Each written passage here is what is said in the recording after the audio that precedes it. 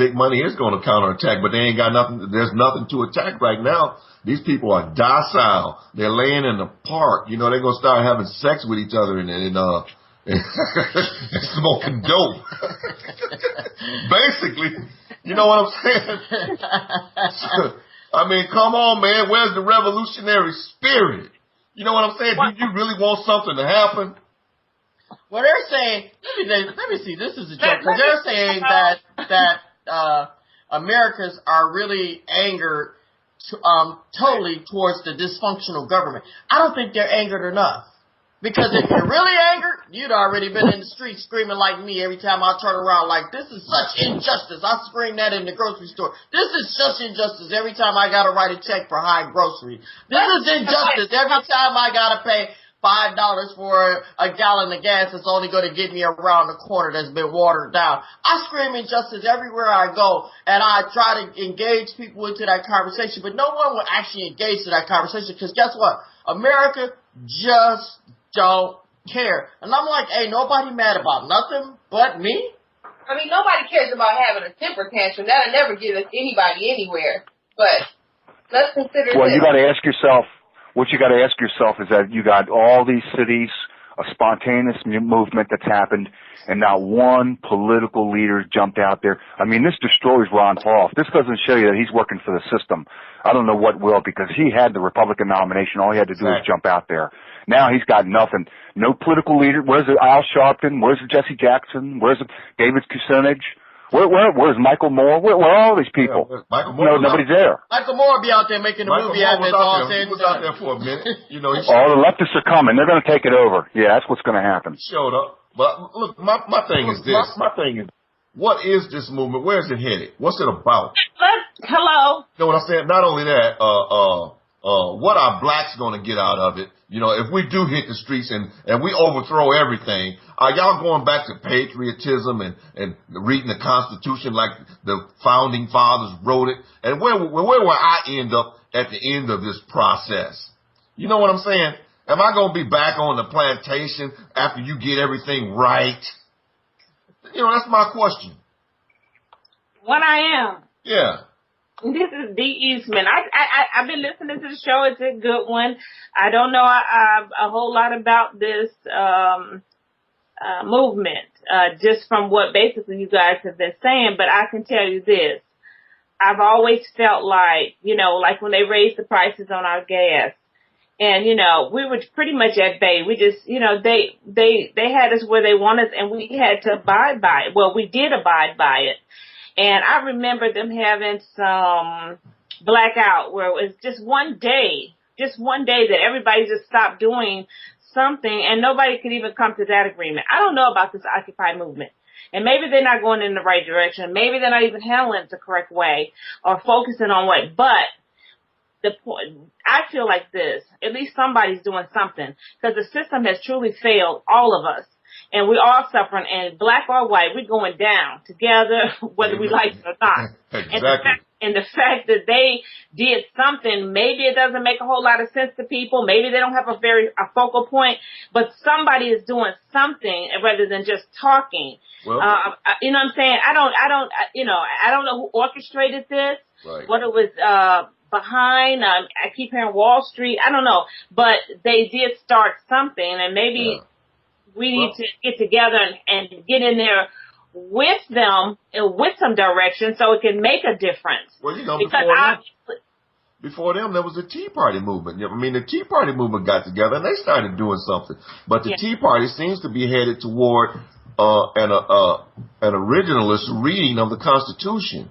You know, where you go back to what the founding fathers wanted. You go back to states' rights and all kind. You get rid of civil rights legislation and everything, you know, and take things back to where it should be, back to America, back to patriotism.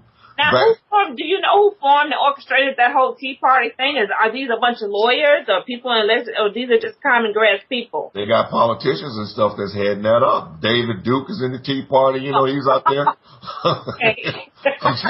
Ron Paul, Rand Paul. Okay. All right. Well, yeah, that has a whole new meaning when you say back to where it was with David Duke. We know about that's where they're trying to take it. But when I'm saying, who's behind this Occupy movement? Old Miser saying no. Okay, come on, Old Miser, where are they taking it? Back in 2008, when somebody came out and never knew his name, Ron Paul, that's when the Tea Partiers got together and decided to support the man. It's in this new presidential election that one of the parties have said, oh, this Tea Party thing is pretty popular. Maybe we ought to take a bite of it. Now, it's all over the TV saying, oh, what do they call it? Tea Party Express? That's a bunch of crap. That ain't the original Tea Party. Right. It's just the people that stepped in and want to take over because they think they can get somewhere on the name. They think they can get somewhere, and One Iam, I don't know what the problem is, brother. Maybe I should be paying since none of the banksters is black. Is that what it is?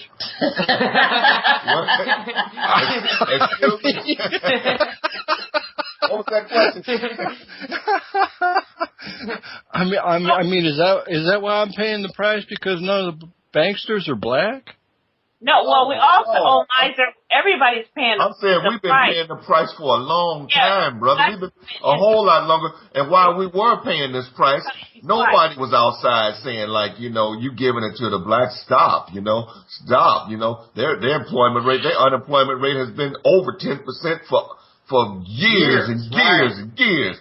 And, you know, in the community, the joblessness and the poverty and everything. You know, has just been. I understand. Okay, I understand what you're saying. This is what white folks haven't been out there in support of us or anything, or telling the government. They've been saying, yeah, them lazy Negroes, all they want is a giveaway. They want something for free. They want me to pay their tab and everything. And forget them, screw them. Let them get up and pull their own arses up by their bootstraps. You know what I'm saying? Now, I'm saying this. White folks, don't ask me to come out there on Wall Street with you. Pull your arses up by your bootstraps. Even though these bankers done bent you over and took your house and emptied out your 401k. You can do it. You can still be the president in America. Do your thing, baby. It's not a color thing. It's really, it's just right now, the reason why they out there now is because their 401s have failed. They have no money. They have no homes. They're about to lose their cars. They can't file bankruptcy because of the new law that they put in place to keep us from filing bankruptcy.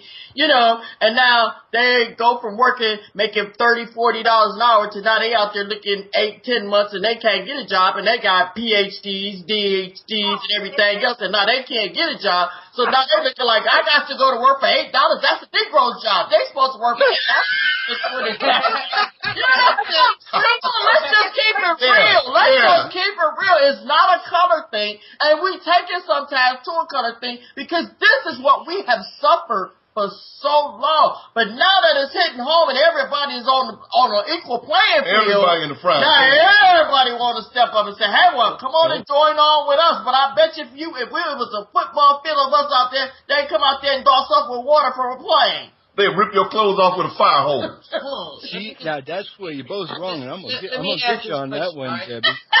Because I'm gonna tell you right now, when I go down and I try to get some aid from the state, like supposedly y'all been doing, I can't get any because you know why? Because you might be too close to our color. No, you getting screwed. I become the minority because I'm not one. Does that make any damn sense? Yeah, that makes a lot of sense. You getting it just like black people get it in Mexico. You know what I'm saying? I'm not saying white people ain't getting it. That's why they out there on Wall Street and trying to occupy. They getting it. I see white boys on the police force and stuff hitting white people upside the head harder than they hit anything, bro. You know what I'm saying? I mean, this whole system is turned upside down and totally crazy. Nothing is like it used to be. Everybody gets screwed. Okay? What you got against it? Would you rather all these people be intense in front of Best Buy on Black Friday to get the first 110 and killing each other? They won't be able to do it on November 24th this year. Okay? Yeah, because they ain't got no job and they ain't got no money. And that's the last challenge I got for y'all. If you want a challenge for everybody, If you got any kids in the house, tell them this holiday season where these corporations make the most money, there ain't going to be no Santa Claus. You know why? Some comet named L&M blew him apart. There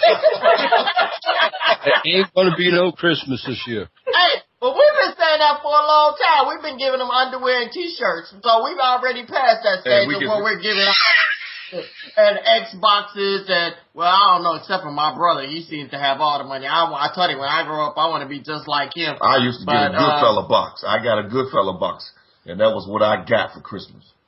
And I was glad to get it. Well, you are a good fella, so I'll give you that.